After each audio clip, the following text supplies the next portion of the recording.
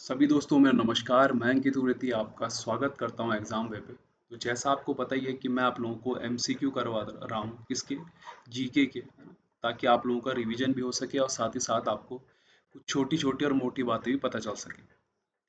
तो देखिए, आज मैं आपको मॉडर्न हिस्ट्री के एमसीक्यू करवा रहा हूँ। मैंने अभी उत्तराखंड के 2 एमसीक्यू और साथ ही साथ ज्योग्राफी का एक एमसीक्यू आप लोगों को करवाया, और पॉलिटी के भी 2 एमसीक्यू या एक एमसीक्यू हो चुका है। तो चलिए सेशन की शुरुआत करते हैं। तो देखिए, पहला, आपको पता ही है कि ब्रिटिश प्रशासन कह रहा हूँ, विदेशी जो शक्तियाँ थी वो भारत में आनी शुरू हुई। और इसकी कहानी शुरू होती है पुर्तगाल के जो व्यापारी थे उनसे। पहला सवाल वो आपसे कह रहा है कि वास्को डिगामा कालीकट पर किस वर्ष आया। तो कालीकट पे जो आया वो 1498 में आया था। केप ऑफ गुड होप से होते हुए, केप ऑफ, है ना, केप ऑफ गुड होप से होते हुए, और केप ऑफ गुड होप से होते हुए जब वो आया था, तो उसका जो स्वागत करा था वो कालीकट के एक राजा थे जमोरिन। उन्होंने उनका क्या करा था, स्वागत करा था। अगला है, अब देखिए, जब क्या हुआ कि ये वास्को डिगामा गया कहाँ, वापिस पुर्तगाल। तो यहाँ के जो मसाले थे उसको इसने लगभग 60 गुना दाम में बेचा भारत के। और इसको इतना प्रॉफिट हुआ कि वहां से जो है पुर्तगाल जो था, उसके व्यापारी जो थे या वहां के प्रशासन जो था, उसकी नजर कहाँ पड़ गई भाई, इंडिया में पड़ गई। तो उसी के अकॉर्डिंग देखो, पुर्तगाल का जो पहला वायसराय था, जो इंडिया का वायसराय था, वो कौन था भाई, द अल्मीडा। और इसको कहा जाता है कि इसने ब्लू वाटर नीति भी बनाई थी, जिसको कि नीली जल योजना भी बोली जाती है ना। किसने, द अल्मीडा ने।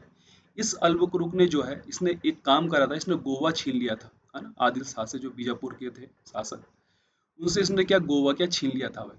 कितने, 1510 में इसने क्या कर दिया था, छीन लिया था गोवा को। फिर आपको पता है कि 1961 में हम लोगों ने गोवा को अपने अधिकार पे कर लिया था। तो पुर्तगाल जो था, ये वायसराय अल्मीडा, इसके द्वारा नीला जल योजना चलाई गई, ब्लू वाटर नीति थी।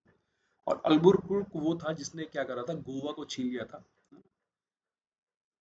दक्षिण के शासक से।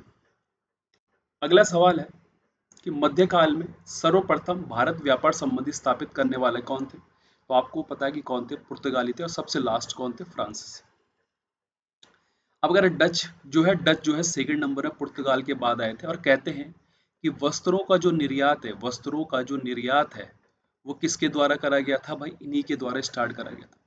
पहले तो मसाले तो पुर्तगाल के व्यापारी ले जाते हैं, लेकिन वस्त्रों का जो निर्माण है ना, सूती वस्त्रों का, है ना, कपास का, इसका जो आयात निर्यात करा गया, मतलब एक तरह से निर्यात जो करा गया, वो डचों के द्वारा ही भारत में किया गया। और ये पुर्तगालियों के क्या आए थे, बाद में आए थे।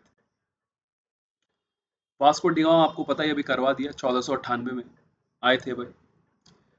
पुर्तगाली जो उपनिवेश है, उसका प्रथम वायसराय मैंने आपको बता दिया कि कौन था भाई, अल्मेडा था। वास्को डिगामा मत करना, ये तो पहली बार आया था। निम्नलिखित में से किसने वास्को डिगामा का कालीकट पर स्वागत किया था। तो जमोरिन था, जिसने कि क्या करा था, स्वागत करा था। अब भारत में पुर्तगाली शक्ति का वास्तविक संस्थापक किसको माना जाता है। तो वो माना जाता है आपका अल्बुकर्क। मैंने कहा था ना, गोवा छीन लिया था इसने। इसने क्या कर दिया था, गोवा छीन लिया था। पुर्तगालियों ने भारत में निम्नलिखित से किस स्थान पर, है ना, किस स्थान पर प्रथम दुर्ग का निर्माण करा। तो ये करा था इन्होंने, कहा, कोचीन। कहाँ करा था इनके द्वारा जो करा गया था, वो कहाँ करा गया था, कोचीन में प्रथम दुर्ग का निर्माण करा गया था। ठीक है। किन यूरोपियों ने भारत में प्रथम सामुद्रिक व्यापार केंद्र स्थापित करा। तो आपको पता ही है, ये कौन थे भाई, पुर्तगाली थे। निम्नलिखित में से कौन कलकत्ता का संस्थापक था।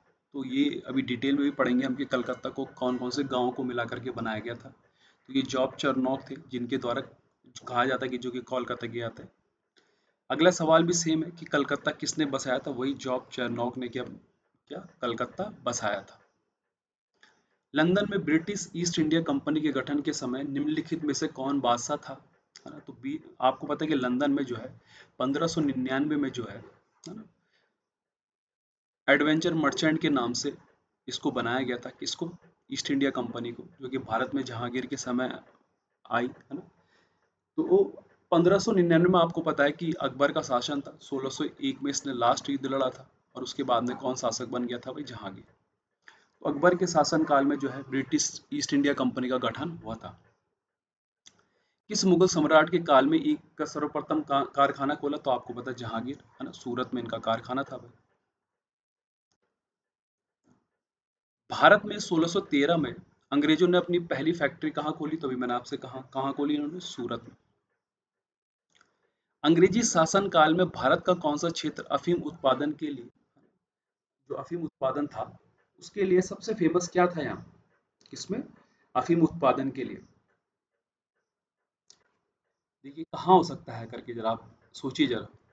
देखिए अगर मैं आपसे कहूँ कि दक्षिण भारत नहीं, अब ये बिहार वाला जो क्षेत्र था ये उस टाइम पे अफीम उत्पादन के लिए बहुत फेमस था, है ना।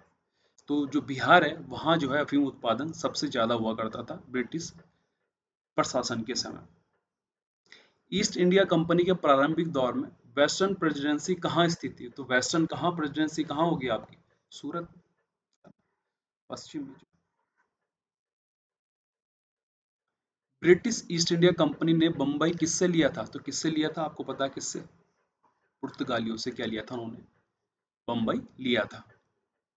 ईस्ट इंडिया कंपनी के किस गवर्नर जनरल को औरंगजेब द्वारा भारत से निष्कासित किया गया था? कौन था भाई? Sir John child. इसको निष्कासित कर दिया था औरंगजेब ने। कर्नाटक युद्ध किस किस के बीच हुआ? तो आपको पता है कि 1746 में स्टार्ट हुआ था ये युद्ध, है ना। प्रथम जो कर्नाटक युद्ध था, और ये जो लड़ा गया ये अंग्रेज और फ्रांसीसी के बीच लड़ा गया था। भारत में फ्रांसीसियों ने अपना सर्वप्रथम कारखाना कहाँ खोला? तो ये भी कहाँ खोला? ने सूरत।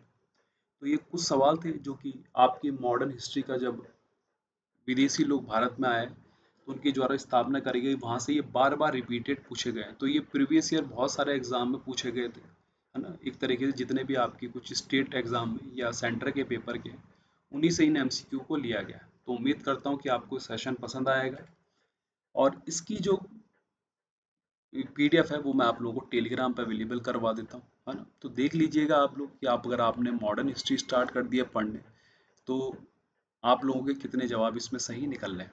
तो उम्मीद करता हूँ आपको ये सेशन पसंद आया होगा। आज के लिए इतना ही। धन्यवाद।